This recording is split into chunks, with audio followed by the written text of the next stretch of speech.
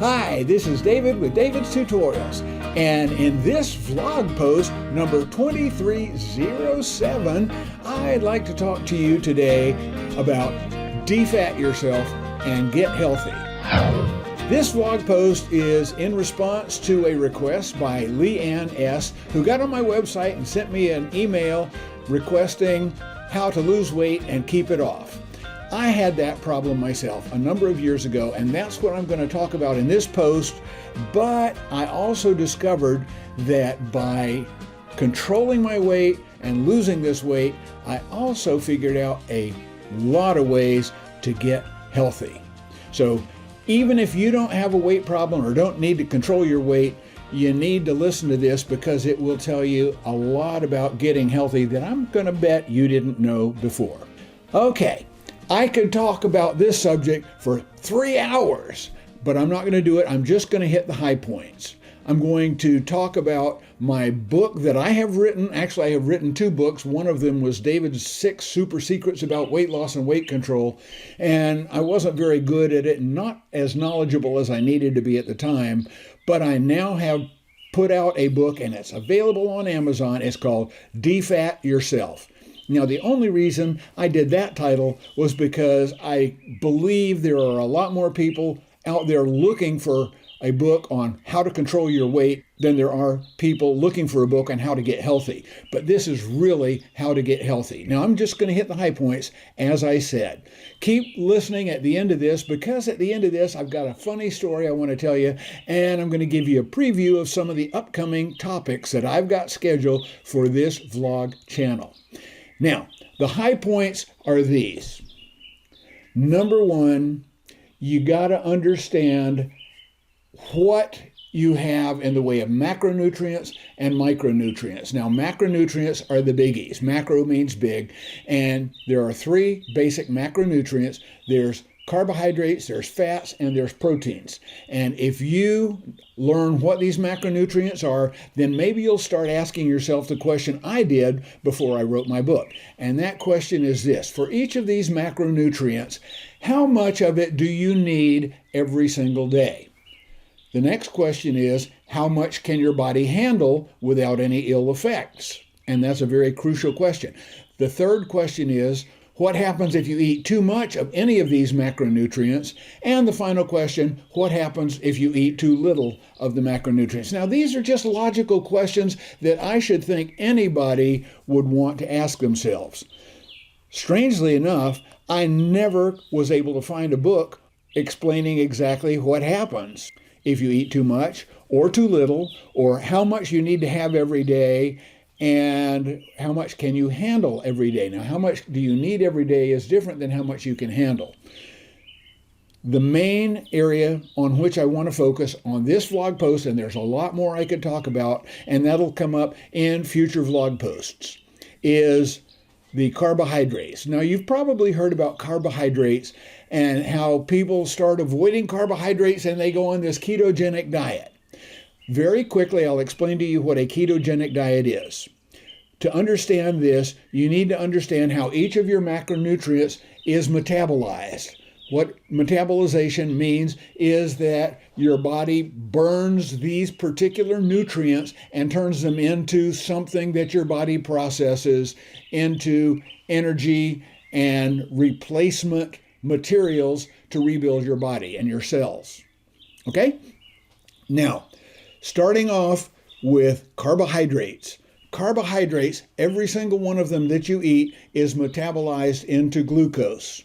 Now, there are certain carbohydrates that are called fiber carbs, and the fiber will offset some of the glucose that it metabolizes into. So basically, fiber carbs are free carbs. So if you eat a handful of green beans and it has 6 grams of carbohydrates and 5 grams of fiber, then you only have 1 net gram of carbohydrates. And 1 gram of carbohydrates is nothing to worry about. Fats are metabolized into ketones. Now, your body uses 2 sources of metabolized macronutrients to produce energy, and that is glucose and ketones. Now, your body prefers to use glucose because that's quick, it's easy, it's readily available. Your bloodstream has about 10 or 12 hours worth of glucose just circulating in your body right now, and your liver contains about 10 to 12 hours of glucose. This is why when you go to get a blood test, they usually ask you to fast for 14 hours before you get the blood test, because that gets all of the residual glucose out of your blood and out of your liver before they take the blood test, and they'll be able to get your glucose levels accurately. If your body stops burning glucose because it basically runs out of what is readily available, it will usually process ketones into energy. Now, ketones, they're harder to get to, but they burn much more cleanly. And I'll tell you a little bit more about why each of these is important here in a minute. But a diet that is ketogenic is one where you cut way down on your carbohydrates, where you don't get enough to maintain the energy you need, and your body then turns to burning the ketones, which is basically converted fat. So that's a ketogenic diet. The problem that happens is when people go overboard and they don't pay attention to their micronutrients or any of the other nutrients, and they get what's called a keto flu, which is basically a lack of some of the other nutrients you need. But we're not into that right now. That'll be a future vlog post. The other macronutrient, protein, that breaks down into amino acids up to the point where your body produces all of the amino acids it needs to rebuild your cells, your body, all of the pieces. You know, your body, I've heard, it recycles every cell in your body about every 90 days. And it's like, wow, is that true? I'd like to see a study on that. But when you process proteins, it breaks them down into the amino acids, and the amino acids are then reused to build proteins in your body for what it needs. Let's talk a little bit about what happens when you eat too much of these macronutrients. When you eat too much protein, now protein is something that your body needs about a half a gram of for every pound of lean body mass you have. If you want to know more about this, buy my book. And matter of fact, let me tell you right now, I will make my book available for free in the Kindle edition probably 6 to 8 times a year. Look on the first of the month, look for DEFAT Yourself on Amazon, and if you want this book for free, one of these days it will come up and you'll be able to download it at no charge. If you want to get a hard copy, then you'll just have to buy that because it costs money to produce a hard copy and to ship it to you. But that's okay. There's some good stuff in there, and I tell you a lot more about all of this stuff in that book. Now, proteins, if you eat more protein than your body can process into amino acids, that protein is then metabolized into glucose, which goes into your blood. And we'll talk about that here in a second. What happens if you eat too much fat? Well, the fat that you eat, it turns into ketones, and if you eat more fat than you need, I'm pretty sure the fat just gets processed through and it just passes right through your body, and you don't have any ill consequences from that. The big culprit in this entire process of metabolizing your food is carbohydrates. Now, Dr. Robert Adkins of the Atkins Diet Revolution fame, back in the 1970s, as a cardiologist, he did a lot of research on this, and he discovered that the average human body can process between 80 and 100 grams of carbohydrates in a day with no ill effects at all. What do you get if you eat more than that? Well, consider carbohydrates are processed into glucose. When you get too much glucose, more glucose than your body can process and use as energy, it gets stored. It gets converted into triglycerides, and the triglycerides, guess what? They become fat cells. They get stored. So your body has developed to the point over not your body, but the human body has developed over history to the point that it can endure feast and famine. You think back to when the caveman was around, and they would be able to eat when they had food, but they had to sustain themselves in between periods when they could not find food. And so the human body has developed to the point that when you have a lot of food, a feast period, it will store any excess. And when you have a scarcity period, a famine period, then your body can process that excess and use it. If you eat too many carbohydrates, your body will store it, and it usually stores it as fat. Now, the key to losing weight, here it is. This is the key to the entire video. The key to losing weight is to eat less carbohydrates than your body needs in a day, 80 to 100 grams. And my advice would be to keep it, if you really want to cut down, keep it to about 20 grams of carbohydrates in a day, between 20 and 50. If you do that, then you will lose weight. Here's the key. If your food intake exceeds your energy outgo, then your upkeep will be your downfall. In other words, if you eat more than you burn, you gain weight. If you burn more than you eat, you lose weight. It is that simple. People ask me, back in, oh goodness, this would have been 15, 20 years ago. I lost 54 pounds doing this very thing. And they asked me, how did you do that? And I said, and this is oversimplifying it, don't eat when you're not hungry. Of course, they didn't want to hear that. What they really wanted was to be able to eat the way they were eating and still lose weight. And I would be willing to bet that most people watching this who want to lose weight want that exact same thing. I want to keep eating what I'm eating, but I want to lose weight. No, it doesn't work that way. Now, I've got the solution, and I outlined this fully in my book. There's a way that you can curb your hunger. You can curb your cravings. And that way is to correct your diet balance. Now, if you correct your diet balance by cutting down on the carbohydrates, you'll need to elevate your fat intake, but you have to do it very judiciously. You can't just, because I'm hungry, I'm going to cram anything I want in my mouth and, I'm hungry, I got to eat. No. You've got to overcome that. And here's what I have discovered. If you eat the healthy fats curb your hunger. Rule number one is don't eat when you're not hungry, but priority number one, which is rule number two, is to correct your diet balance. Now, by correcting your diet balance, you eat meats, you eat cheeses, you eat some vegetables, you can eat some dairy. This is all fine. Mushrooms and cheese and meat and bacon and nuts, these are all okay because they're high in fat. They're sometimes a little bit too high in protein. You got to watch that. But they're very, very low in carbohydrates. They fill you up. I want to challenge you to something.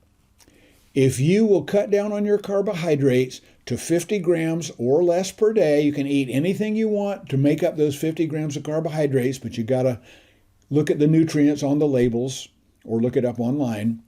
If you will curb your carbohydrates and fill in your hunger with healthy fats, things like avocados, things like some cheese, a little bit is okay. Meats are fine. Nuts, look at my video on savory buttered pecans. Right here in the upper right-hand corner, there's a card to a video that shows you how to make my savory buttered pecans.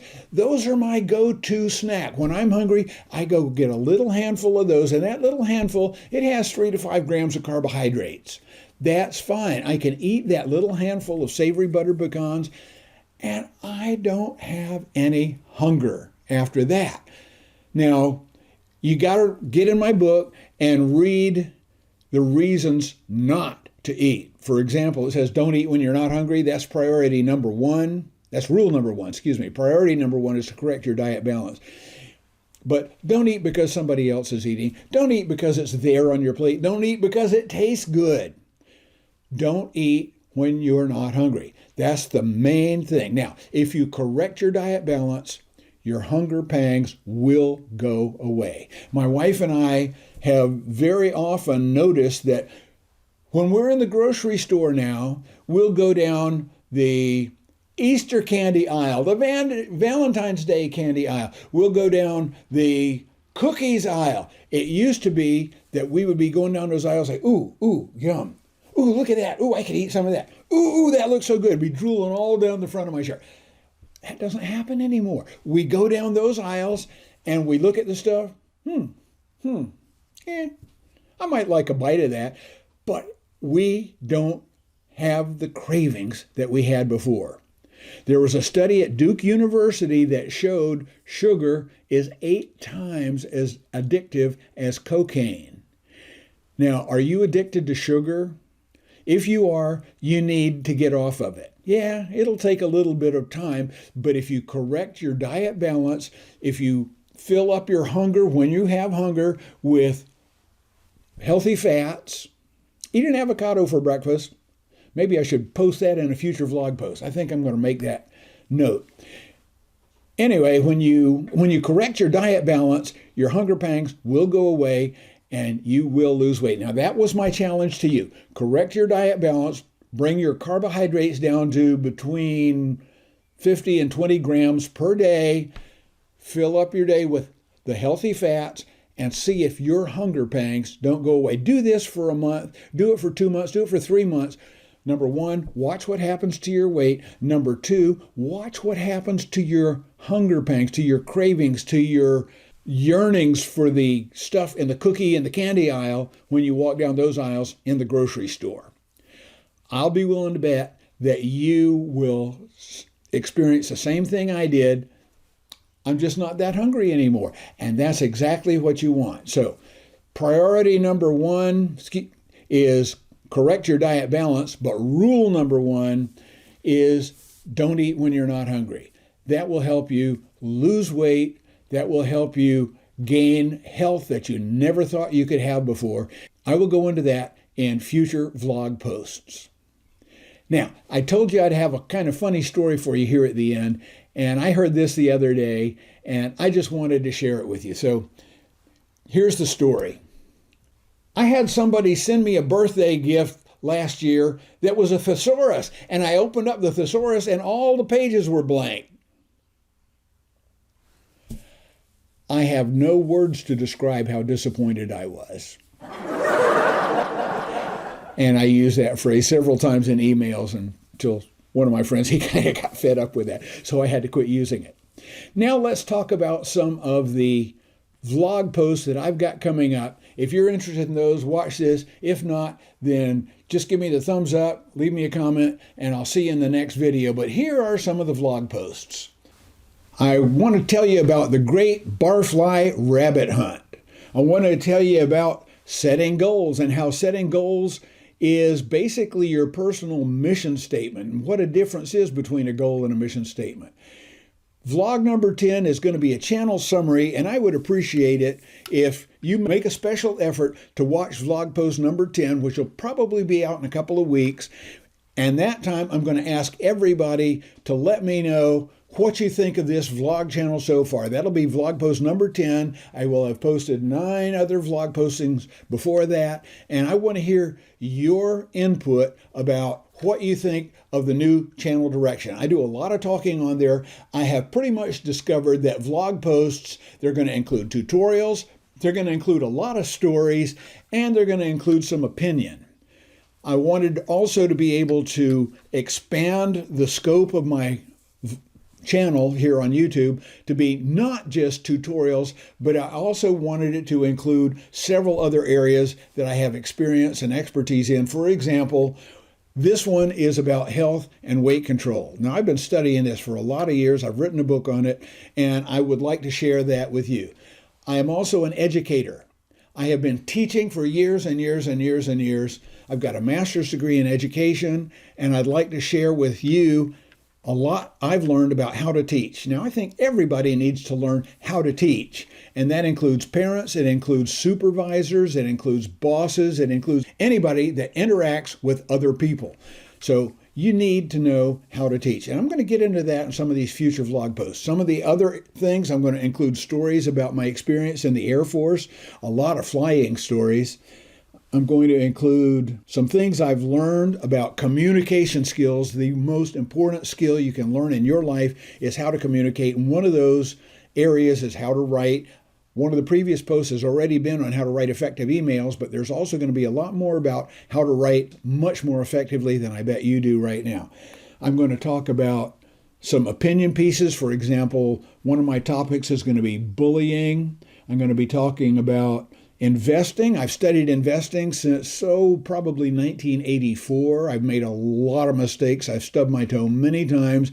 I like to help you keep from stubbing your toe in venturing into investing. So I can just tell you the mistakes I've made. Maybe it'll help you keep from making those same mistakes. I'm going to tell you some fun games that we have learned, that we have played, that we have developed. I'm going to talk to you about attitudes. I'm going to talk to you about, for example, I think everybody watching this is prejudiced in some way. I'll show you why. These are just some of the future vlog posts I have scheduled for this. And I wanted to let everybody know that I appreciate every single person who watches these videos. If you're already a subscriber, I appreciate you for subscribing to the channel. If you're not a subscriber, I'd like you please go ahead right now, click that subscribe button. And if you want to be notified by YouTube sending you an email whenever we post another video here on our channel, click on the bell icon and YouTube will send you an email, say, hey, we've got this new video posted. That's all there is to it. If you will give me the thumbs up, by clicking the thumbs up icon down there, YouTube will know that you thought this was a video that was decent, that was worth recommending to other viewers, and it'll let me know that you liked it as well and encourage me to keep making some of these videos.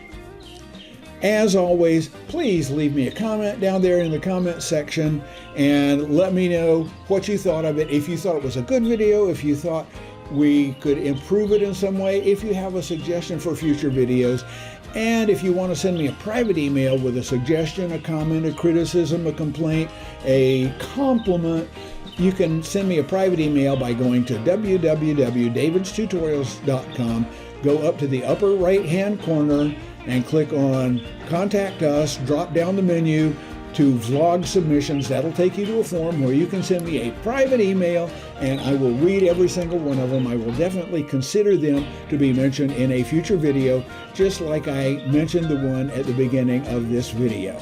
That's all I've got for today. Take care, everybody. Have yourself a wonderful rest of your day, evening, night, week, month, whatever, and I will see you in the next vlog post.